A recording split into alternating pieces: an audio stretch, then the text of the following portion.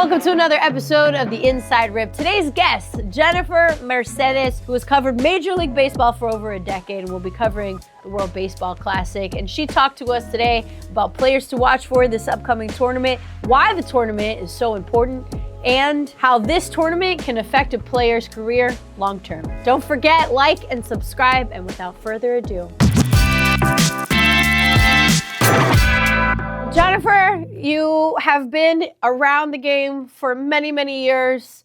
You are heading down to World Baseball Classic. I've had the privilege to sit next to you and cover the World Baseball Classic years ago, but want to get into it from a card perspective, from card collectors, right? How much can the World Baseball Classic, the WBC, actually impact a player's career? Oh, I mean, players get signed. Yeah. From the World Baseball Classic. So, I mean, that is literally how it can impact the player's career, right? You have guys who are playing for their countries, for their respective countries, and aren't playing professionally. And there are players who have been signed from these games because they're able to show, what they can do. Even if their country doesn't necessarily win, they are winning. Right. So, I mean, that is, I believe, the highest thing, the most impactful way that the WBC can impact a player is by getting them signed. And I mean, look, I think we were both there 3 years ago. I think of someone like even not only of a player getting signed, but like an Anthony Santander or a Joey Meneses, like guys who they pop off in the World Baseball Classic. To me, I was like, ain't nobody talking about Anthony Santander the way we were after he was hitting bombs left and right and making huge plays in the outfield. Then he signed a 5-year contract with the Toronto Blue Jays. With the Blue Jays. Orioles, mm-hmm. Right. Joey Meneses, he popped off for Team Mexico. Didn't necessarily see the play when it came to a Major League Baseball contract. But still, to your point, they're put on a very high stage to get noticed. Like, now's your time, right? Yeah, absolutely. They're on a platform where literally everyone who is in baseball is watching. And even if they're not signed to a Major League Baseball contract, a lot of these guys are playing overseas, playing for different countries. So there is work out there for these guys to be, work to be had. Someone that is no stranger to baseball. He is one of the biggest names in the sport, Aaron Judge. He said he had FOMO watching Team USA 3 years ago. Yeah. Is he the biggest superstar to ever represent Team USA in the WBC? I think so. I think at this point, because of who he is, what he's been able to do over the past few years, the awards he's won, the accolades and all of the things, the numbers, all of that. I think at this point, yes, some people might say because A-Rod played at some point, chose to represent the U.S. So maybe. Which is like speaking of Dominicans, that was very controversial for the Dominican population, for the Dominican community. That was very, very controversial. They won't let him live that down. No, they took away that card. Yes, I mean he's won it back. He's won it back over the years. But yeah, that was. He's gonna have to eat a lot of mango to figure that one out. that was a moment for Alex. But I say right now, definitely Aaron. Just because of, like I said, all the things that he's done. So he's definitely one of the players to watch for sure for this WBC. Is this the dream team of baseball, or are we missing superstars that won't risk it? But it seems like when you just go down the list for Team USA, with Aaron Judge being the star, he's the captain. Yeah. Is this the dream team? Are we looking at like the best compilation? I think it's a dream team. Okay. Because you have the Dominican Republic on the other side. Yes. And I'm not, not to be biased because I'm Dominican American, so I love them both, right? Yeah. But also the DR has a stacked roster when you look at it. So I would say it's a dream team because I think the Dominican Republic is also a dream team. When you look at these rosters, they both have something to prove. in this WBC. Look, it's exciting. And as you mentioned, the Dominican Republic has all Major League Baseball players on their roster, too. Yeah. It's a pretty scary roster, but couldn't ignore, again, we're talking about card collectors. And yeah, if you're a card collector right now, looking at either one of those rosters, I mean, are you expecting Team USA? I mean, Team Japan won it 3 years ago, but where are you seeing the ultimate winner come out of this year? Honestly, I don't know, because when last WBC, right, DR was stacked. DR was the team to beat, and they didn't do anything. So, and they gave me a heart attack.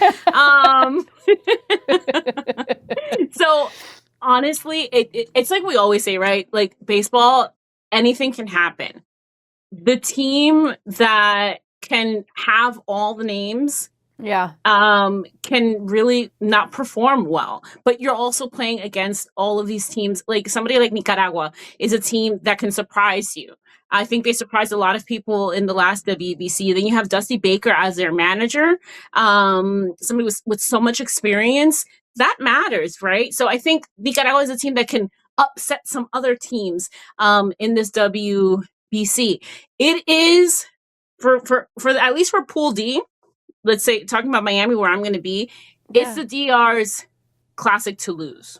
Like, they can, if we're talking about the names, we're talking about the numbers, they can win this. Yeah. But at the same time, you have these other teams who are also just as hungry for this, because that is another, like, that's that X factor that doesn't factor into the numbers, right? That hunger to want to prove. And there's nothing that weighs heavier than the name of your country on your jersey. So a lot of these guys are just out there, not trying to just prove it for themselves, but for their country. And particularly, I feel like the Latino community, with all the things that are going on in the world, want to prove, like, yo, we got so much talent, we are here, and prove and just show like the good side of our community. And you bring up a good point. I mean, Jen, we've talked about this many times offline, but like, why does it feel like other countries treat the WBC like Game 7 of the World Series, and then the USA does not? I think the US is getting there. Okay. I think they're getting there. I think they're getting it because, and I'll tell you, because at last WBC, actually, I went viral with one of my videos, asking the players what they prefer: a WBC win or a World Series win. And literally all of the players, including the US players, Mookie Betts was one of them that I remember, said World Baseball Classic, because there's just something about it when you play for your country. I can't even explain it. I can't explain the times I lost my mind, like yelling and things that I don't do as a regular fan during a like I might throw a towel or something. But during the World Baseball Classic, it's undescribable what it is that it means. I think because, especially when you ask about the Latino players, why is it the Latino players, and internationally, why is it that there's so much more passion in it? And I think it's because a lot of these players have to fight so hard to even make it to the major leagues, right? So this is where they come from. This is what this was the seed that was planted and that allowed them to grow into the players that they are today, especially when you have, players who are even still in the minor leagues, right? They're still so connected to where they came from and the impact that where they came from has had on them culturally, emotionally, spiritually. It's all of the things, the family. You think back, like my mom working super hard, my dad working super hard to just put me on, to buy me some cleats, to buy me a bat, to buy me a ball. And so all of those things I feel like weigh on these players and on these players' minds and their hearts. And then you have the fan base, and we are loud. Yes. I mean, we are loud and we are proud. Loud and proud. And look, it's something that, like, if you've never experienced in person, it's hard to really understand, like, why the MLB as an organization can apply this to just general 162 games. Now, mind you, it's a tournament and it's international, and you're getting cultural impacts, but my goodness, if every Major League Baseball game had the Was like the energy. I mean, my goodness, they'd compete with the NFL very easily. Yeah, I mean, obviously it's hard to replicate because, like you said, it's 162 games. Sometimes you're playing teams that unfortunately aren't playing well, and it's kind of like easy wins. And when you're, for instance, if you play a game and it's like you win 10-1, you won, Fair, but there's fair. not that energy and stuff. I mean, postseason games bring that energy. Yeah. Right. I think Yeah. once you get to the postseason, fans are watching. Anyone who and like this past postseason is a great example of what was like amazing baseball. It was, for me, probably the best postseason that I have ever covered in my career. It was hands down one of the best. I was into it. I was watching. I was full games. That last World Series game. Oh my God! Game 7. I mean, you couldn't. It was picture perfect. I mean, and just the way Game 6, the way Game 6 ended, like yeah. It was unbelievable. So I feel like, yes, I think it's difficult to replicate during the regular season, but postseason absolutely can carry it. And I think Major League Baseball is understanding more and more the things that they need to do. It's not easy, but they're trying, I think.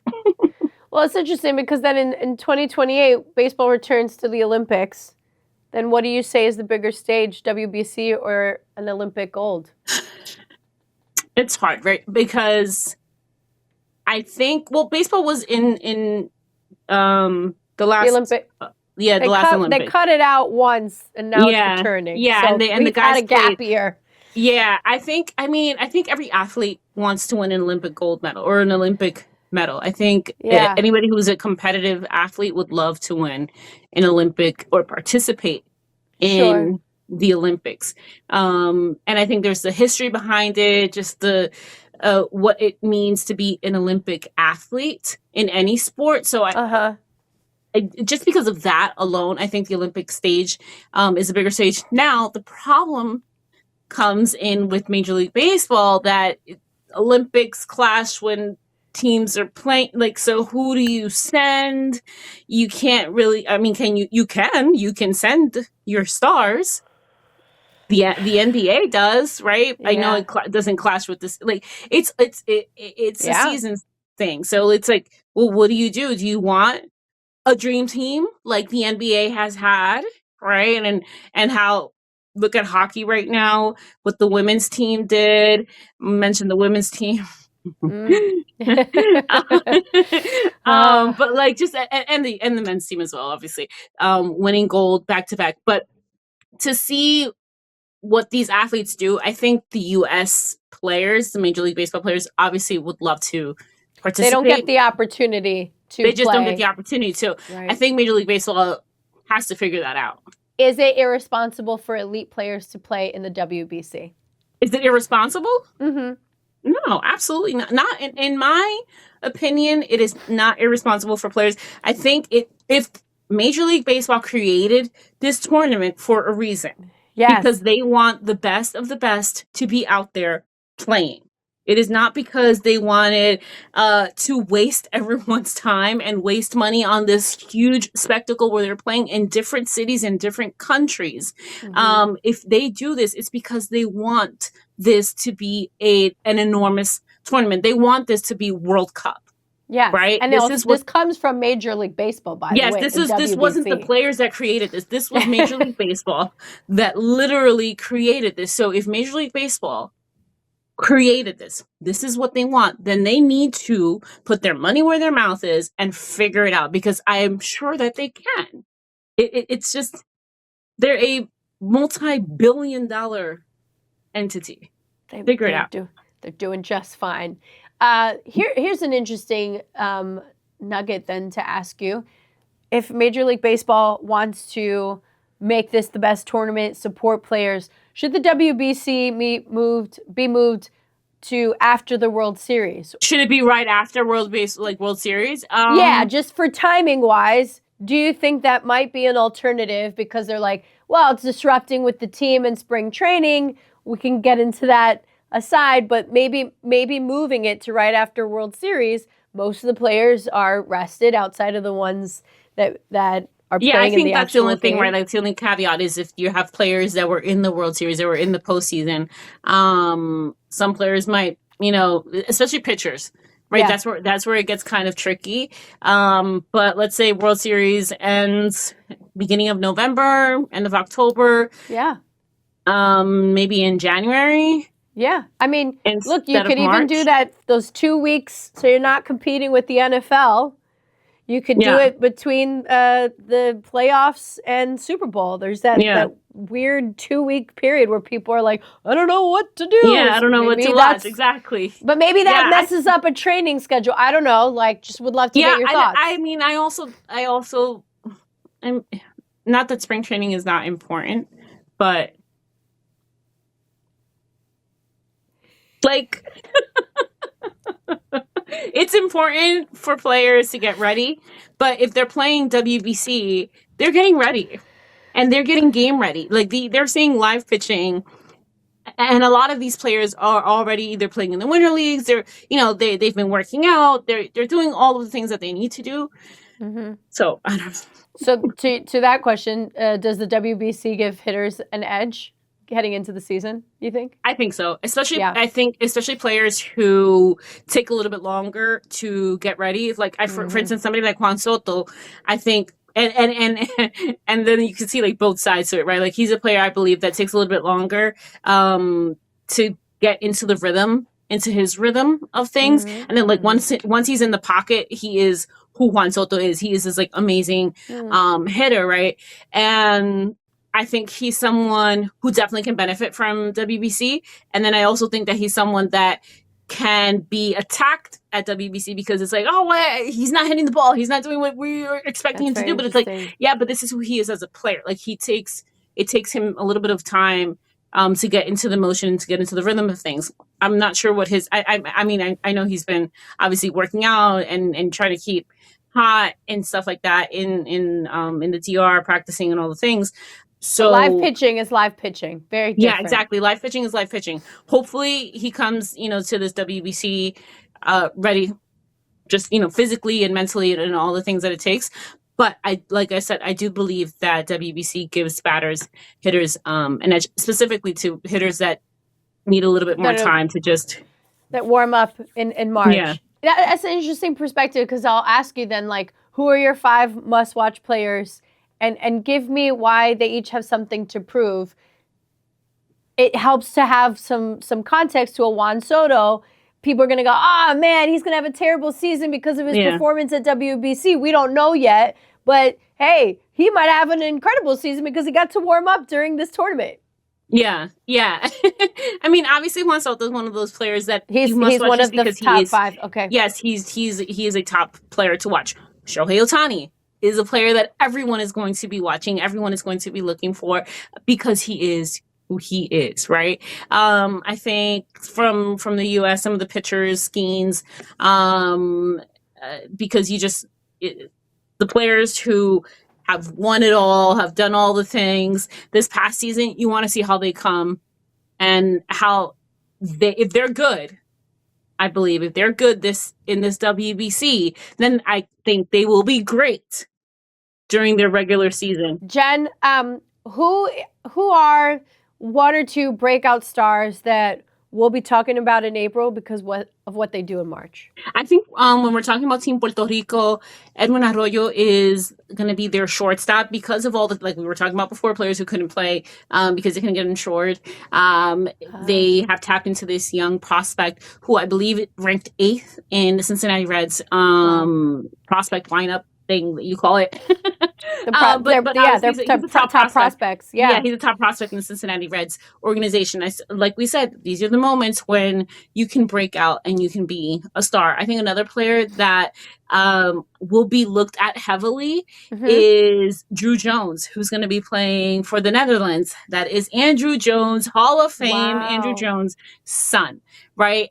So I think that's other, young players that we should be watching that could be a surprise for us, but also it's just fun to watch with the lineage. Somebody like Andrew Jones. I think Manny Ramirez's son also is going to be playing for Team Brazil. So his mom is Brazilian. And so, yeah, so those kinds of things, those kinds of storylines, I think are fun to watch as well. And then obviously, like I said, the big stars, the big names. Give me for five must-watch players for the WBC, and I can throw some names at you, but like I think it's interesting. Edwin Diaz is coming back. We talked about him. I love that Edwin Diaz is coming back, because that just proves how important this WBC is to him and to players. He didn't care that he got hurt, and maybe I think you got to wait till the moment comes, because maybe there could be some PTSD. We don't know, right? Because you got to wait till the moment. It's one thing to look in your mind and say, yeah, I'm ready, and then it comes and it's like, oh shoot, what can happen? But I think he's ready. He's a great player. He's been under very high pressure situations. So I just love that he's coming back for sure. Definitely a player to look out for, to watch out for, especially since he's no longer with the Mets organization. It's also going to be interesting to see how he moves forward. I hope he still has the trumpet song. The trumpet. we have him introduced on the trumpet. Is there anyone? Nolan Arenado, I think, is an interesting guy who's going to be playing for Team Puerto Rico. Yeah, Didn't he play for the U.S. last time, if I'm not mistaken? Yeah, he's played for the U.S. And obviously because the U.S. is so stacked, there's just no room. But I listen. I love it when a player can represent all of their culture, and he's someone who's never shied away from where he comes from. I'll say that we've talked about his where he comes from, his background. Oh my gosh. Now I just forgot his name. Catcher. He's going to be the catcher. Wells. Austin Wells, who's going to be the catcher for the Dominican team. A lot of people were surprised, like, Dominican? Austin Wells? Honey, he is Dominicano, okay? His grandparents are from the Dominican Republic. So he's somebody definitely, I think, to watch. It's going to be interesting. Really cool. I know, you know how we are. Latinos, like when you see someone who is not typically representative of your culture, then all of a sudden be like, wait, no, like, yeah, I'm here, I'm part of you, like, we take you in. And I know a lot of the fan bases are definitely going to be like rooting very highly for him. So I think it'll be fun to watch him and interact. I'm sure he's going to come out with a lot of que lo que es from this WBC. Sure. And obviously, Aaron Judge, like we said. Juan Soto, I think, is the player to watch out for. Edwin Arroyo, prospect from the Cincinnati Reds organization, playing with Team Puerto Rico. Drew Jones, who is Andrew Jones' son, playing for Team Netherlands. And lastly, what did I say? Oh, Austin Wells, just because we want to have fun. Yeah. He's going to have a fun preseason. I think he's going to have fun. I think, especially when you play for the Yankees, it's a very strict organization. So I think he's going to be able to let loose. And so it'll be interesting and fun to watch. But I am excited, like I said, also to watch out for these managers who are in either their first time having a position like this, or somebody like Dusty Baker, who is a veteran and kind of just trying to say, I'm still here. Finally, who wins the WBC, and will we get it ending with Shohei Ohtani going against Aaron Judge this time?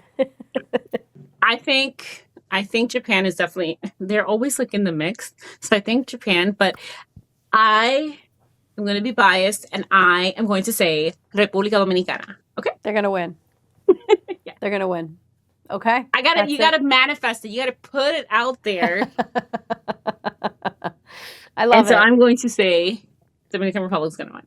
Jen, I love your time. Safe travels. Enjoy. Send us photos. And thank you so much for joining. We're so appreciative of your time in the hobby. Thank you. I appreciate it.